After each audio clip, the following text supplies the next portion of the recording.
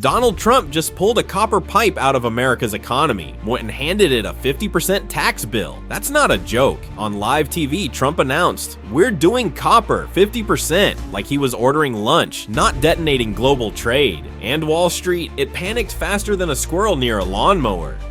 And various couple of other things, big ones. We did steel, as you know, they're 50%. We did aluminum, 50%. Lumber just came out. Why don't you announce copper? And we did cars. And now today we're doing copper. What would that tariff be on? The section tariff? I believe the tariff on copper, we're going to make it 50%. 50%. Within minutes, copper futures in New York shot up to $5.95 per pound, a price no one's ever seen. Not in 10 years, not in 100. That's a 13% jump in a single day, the steepest in copper's trading history. And yes, that includes the 1980s when everything was weird and sweaty. Now here's the kicker. US copper is trading 25% higher than copper in London. That's not a gaps, it's a canyon. Big enough for traders to drive truckloads of profit right through the middle, while American manufacturers foot the bill. But the shock doesn't stop at the stock exchange. It hits hardest in Canada, which, by the way, sends $9.3 billion worth of copper into the US supply chain every year. Most of it travels from Quebec to Asian smelters before looping back into American factories. That loop just broke. Now, Ottawa faces a nasty choice. Eat the cost of Trump's surprise tariff or build a brand new trade route that skips over US buyers entirely. Either option forces Canada to rewire its copper lifeline overnight. Meanwhile, American consumers are already paying the price. According to Cox Automotive, even a 25% copper duty tax on about $6,000 to the price of a Canadian-built car. That's before we even hit Trump's 50% figure, which could push that number into five-figure territory. And for what? A chest-thumping press conference? Suddenly, your next new car could come with a tariff surcharge bigger than your old down payment. And just wait till we talk about your electric bill, because this wasn't a policy, it was a punch. A deliberate shockwave delivered with zero coordination that threatens everything from cars to cables. And the worst part? This was just Trump's opening move. Coming up, we expose the real strategy behind the chaos, the pressure first, deal later model straight from Trump's playbook, and the billion-dollar backlash already brewing in Canada, Asia, and beyond. And here's the question every voter should be asking before this spirals even further. Are we really ready to pay thousands more just to fund another one-man trade war? Drop your comment. And before we continue, click subscribe below. We don't sugarcoat. We don't protect politicians. We expose what others won't. At 7 p.m. on July 10th, Trump signed a Section 232 proclamation slapping a 50% tariff on all imported copper starting August 1st. The reason, according to the White House, it's about national security. That's right, copper, the same metal in your lamp wires and toaster. Apparently, it's now a battlefield asset, but buried in the fine print is something even more bizarre. The US imported 810,000 tons of refined copper in 2024, so this security measure is basically taxing half the metal American factories need to function. It's like cutting off your own oxygen because someone else is breathing too loudly. And here's the twist. The White House quietly moved the deadline to negotiate deals from July 9th to August 1st. That gives Canada, China, and the EU just 3 weeks to come crawling back and beg for mercy. Sound familiar? Trade lawyers call it pressure first, bargain later. Or in plain English, slam the door, then sell the doorknob. But here's the thing. The damage was already in motion. Even before this copper grenade, US import duties had already climbed to 16%, the highest they've been since the 1930s. Now, with copper thrown in, the International Chamber of Commerce warns we could hit 20%, a tariff wall we haven't seen in 90 years. Markets reacted like they'd been tasered. Copper futures on COMEX spiked over 12%, smashing records. Shares of US mining giant Freeport-McMoRan got a quick boost. But up north, Canada's TSX Materials Index fell sharply, a warning sign that both sides of the border are getting whiplashed by Trump's trade tantrum. And Canada? Oh, they felt the quake first. Last year, Canada refined about 1/4 of all US copper imports. That's not a side gig, that's a supply line. Now it's under siege. Prime Minister Mark Carney said Canada will use every legal and diplomatic tool available to defend its industries. That includes WTO lawsuits, retaliation, and this is big, cutting the US out altogether.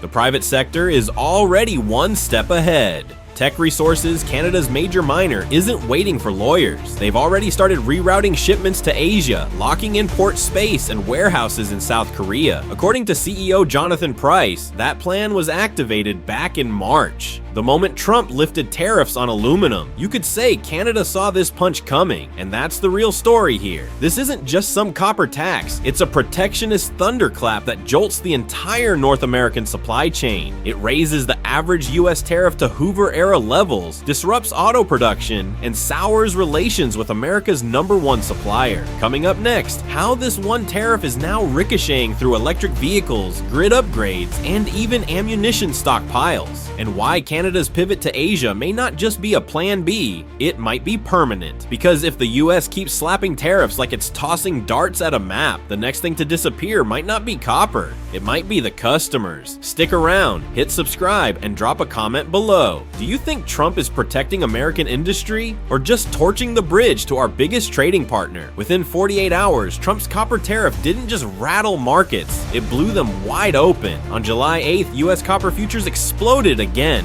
jumping over 12%, hitting $12,330 per metric ton. That's the fastest surge traders have seen since the Hunt Brothers silver squeeze back in the 1980s. And back then, at least they pretended to have a strategy. Now, it's a free-for-all. Over in London, copper prices didn't spike nearly as high. That created a cross-Atlantic price gap of $1,600 per ton, wide enough to fund an entire smelting run just by shipping copper to the US and cashing in on the difference. Shipping routes flipped overnight. New Orleans warehouses saw a 40% surge in inbound copper cathode.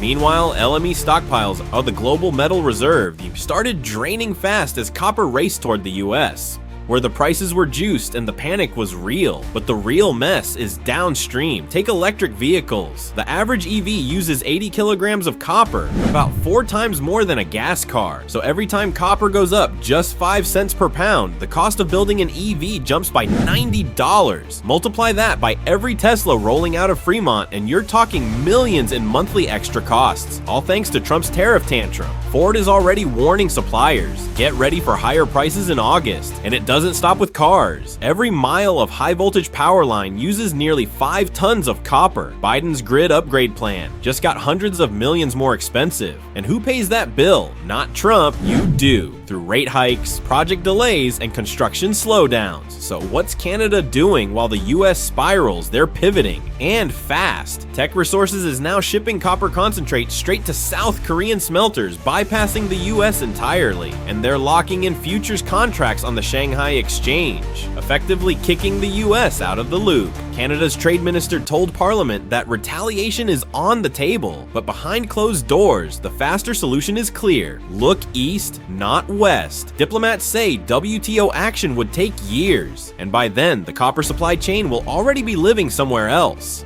Analysts at UBS are already sketching out worst-case scenarios. If copper stays elevated, above $1,000 premium per ton, US manufacturers could be on the hook for $4.2 billion in extra costs this quarter alone. That hit, it could shave half a point off America's Q4 GDP. That's not economic strategy, that's economic self-sabotage. And the irony? Canada tried to avoid this. Back on June 30th, Prime Minister Carney scrapped a 3% digital services tax, a move expected to save US tech giants about $5.9 billion over 5 years, just to keep trade talks alive. The White House smiled, took the win, and then on July 8th turned around and slapped copper with a 50% tariff anyway. Now they're warning Canada, sign a deal before July 21st, or pharmaceuticals could face 200% tariffs. That's not a trade policy, that's a shakedown. Canada is the #2 supplier of refined copper to the US, making up 17% of imports last year, according to USGS, and much of that copper takes the scenic route, mined in British Columbia, shipped to Asia, then sent into US factories. Trump's tariff, it gums up that entire route, which brings us to the breaking point. A single EV already eats 80 kilograms of copper. Add Trump's tariff and the surcharge alone jumps $220 per vehicle, with no domestic supply ready to fill the gap. US manufacturers are boxed in.